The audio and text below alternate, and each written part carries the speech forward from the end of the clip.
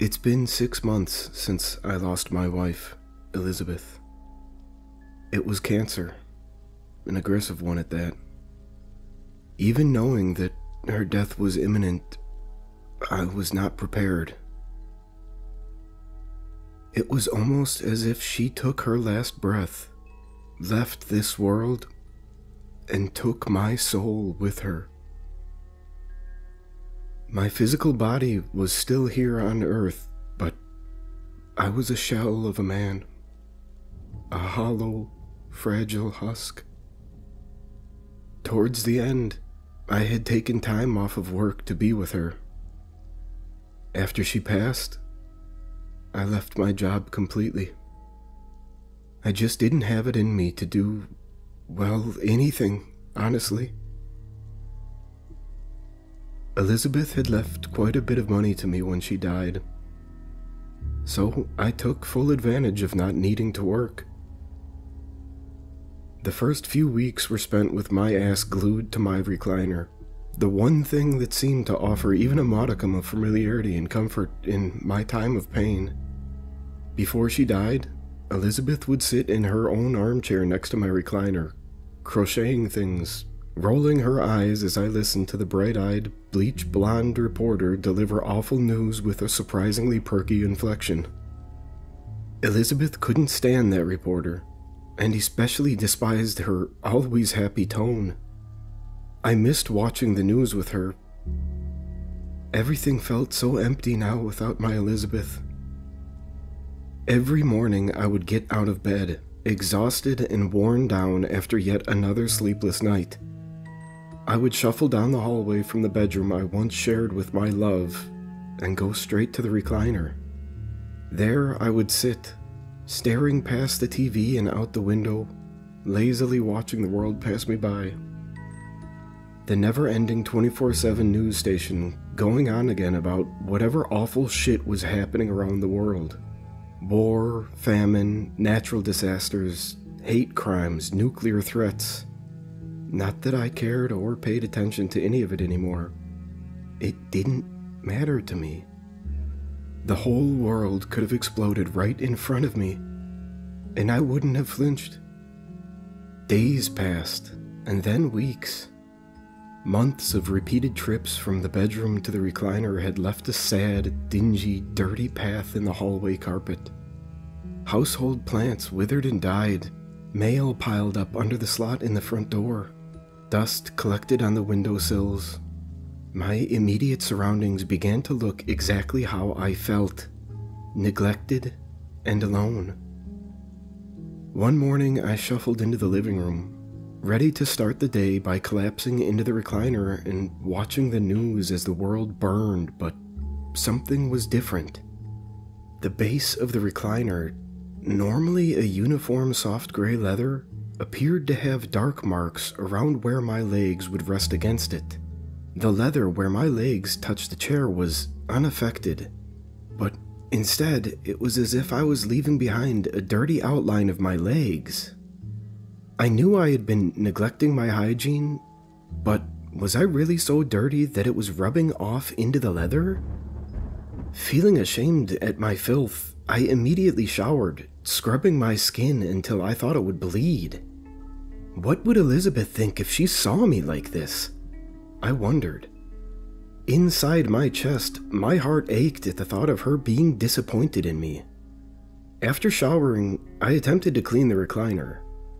I couldn't have that dirty outline haunting me every time I walked into the room, constantly reminding me that Elizabeth would be so disappointed. I grabbed the cleaning caddy and got to work, gently scrubbing at the leather, not wanting to damage it further. I scrubbed for what felt like hours, trying various scrubbing pressures, different cleaning products, all to no avail. That damn outline would not go away. My forearms burned, my back and knees ached, and eventually I decided to give up for the day. I shuffled back to my bedroom, trudging along the familiar faded path in the hallway carpet. As I crawled into bed, I hoped that tomorrow would be different. For those who are lucky enough to not know, depression is a monster. It convinces your brain that you're worthless, boring, and unimportant. It takes your good intentions and destroys them. While I had hoped that the following day would be different, my depression stepped in and shut that down. I awoke to a familiar feeling of emptiness and quickly decided that today would be like all the others, spent in that damn recliner. Walking into the living room, I saw that the dirty outline had changed. It seemed larger, as if it were covering more of the chair than before. The outline was now extending upwards towards the seat of the recliner. My depression monster reveled in this discovery, taunting my mind and mocking me for attempting to clean it the day before. Today would not be a better day, and neither would tomorrow. Embarrassed by the ever-growing outline, I covered the chair with a blanket before sitting. Out of sight, out of mind, right? I sank into my recliner, flipped on the news, and let the darkness of my depression envelop my mind as I listened to the bleach blonde reporter happily go on about bombs being dropped and countless innocent people being killed.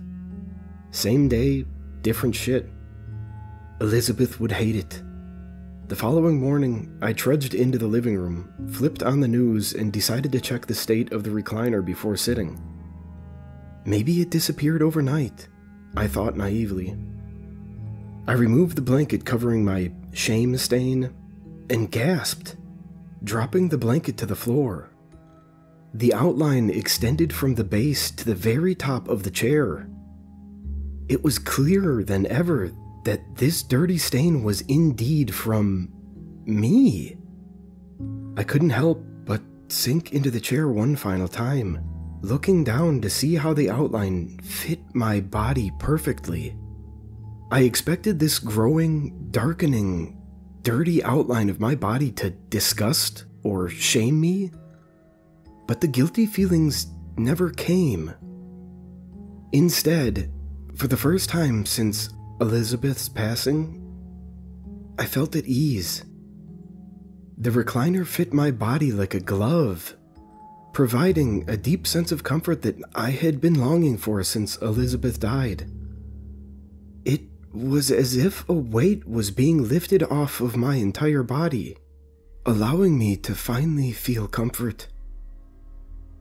My eyes suddenly felt heavy as I felt sleep crawling closer, the bleach blonde news reporter's voice barely registering as I drifted off to my deepest sleep yet.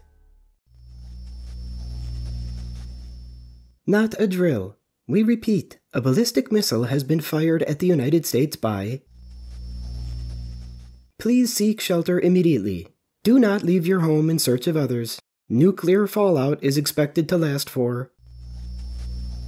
God be with you. A bright flash went off in the distance, illuminating everything in its vicinity. My eyes fluttered open as the windows exploded, showering me in glass. Screams seemed to be coming from all directions, but quickly faded into nothing. The world outside my window faded to black, a deafening silence filling the space around me. My heart rate slowed, my breaths becoming shallow and further apart. I felt no fear, no panic, no remorse, only comfort. I had found a seat for the end of the world, and it actually felt pretty damn good.